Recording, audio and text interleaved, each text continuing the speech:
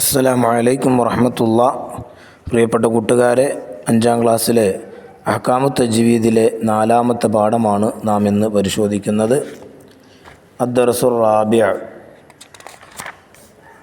അത്താഉൽ മജ്റൂറ വൽ മർബൂത. അൽ ഖാരിഅതു മൽ ഖാരിഅ ഹൽ അതാക ഹദീസുൽ ഗാശിയ വൈലുൽ ലികുല്ലി ഹുമസത്തിൽ ലുമസ. താഉകൾ രണ്ട് വിധമുണ്ട്: താ മജ്റൂറ, താ മർബൂത്ത. താ മർബൂത്തക്ക് ഹാ തൈനീസ് എന്നും പേരുണ്ട്.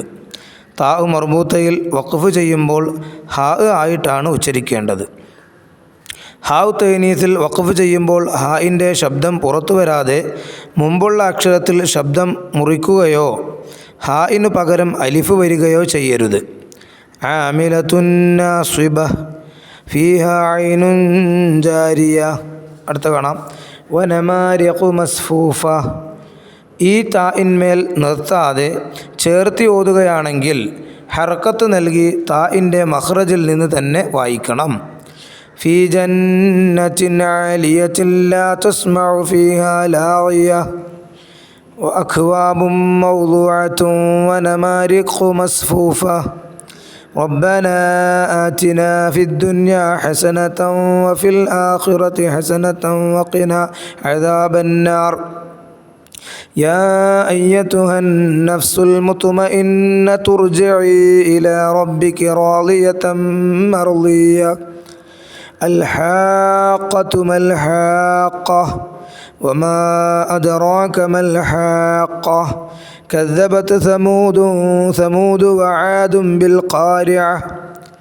فأما ثمود فأهلكوا بالطاغية وأما عاد فأهلكوا بريح صرصر عاتية.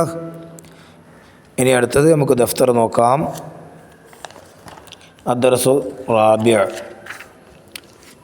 അത്താഉൽ മജ്റൂറ വൽ മർബൂത്ത. നുജീബ്, ഉത്തരം എഴുതുക. 1. താവുകൾ എത്ര വിധം, ഏതെല്ലാം? ഉദാഹരണ സഹിതം എഴുതുക. ഉത്തരം: താവുകൾ 2 വിധം: മജ്റൂറ, മർബൂത്ത. ചോദ്യം 2. അത്താഉൽ മർബൂത്തയിൽ എങ്ങനെയാണ് വഖഫ് ചെയ്യേണ്ടത്? ഉത്തരം: ഹാ ആയിട്ടാണ് ഉച്ചരിക്കേണ്ടത്. 3. അത്താഉൽ മർബൂത്തയുടെ മറ്റൊരു പേര് എഴുതുക. ഹാ തൈനീസ്. 4. ഹാ തൈനീസിൽ വഖഫ് ചെയ്യുമ്പോൾ ശ്രദ്ധിക്കേണ്ട കാര്യമെന്ത്? ഉത്തരം: ഹായിൻ്റെ ശബ്ദം പുറത്തു വരാതെ മുമ്പുള്ള അക്ഷരത്തിൽ ശബ്ദം മുറിക്കുകയോ ഹായിനു പകരം അലിഫ് വരികയോ ചെയ്യരുത്. ഇനി അപ്പുറം കാണാം. 5. ഹാ തൈനീസിനെ ചേർത്തി ഓതേണ്ടത് എങ്ങനെ? ഉത്തരം: ഹർക്കത്ത് നൽകി താഇൻ്റെ മഖ്റജിൽ നിന്ന് തന്നെ വായിക്കണം. ഇനി അവിടെ തഖ്സീസ് കാണാം. നഖ്റഉ സൂറത്തുർ റഅദ് വ ഇബ്രാഹിം 1 മുതൽ 33 വരെ. വനുമയ്യിസു താ അൽ മജ്റൂറ വൽ മർബൂത്ത. സൂറത്തുർ റഅദ് അഥവാ സൂറത്ത് ഇബ്രാഹിം 1 മുതൽ 33 വരെ ആയത്തുകൾ ഓതുക.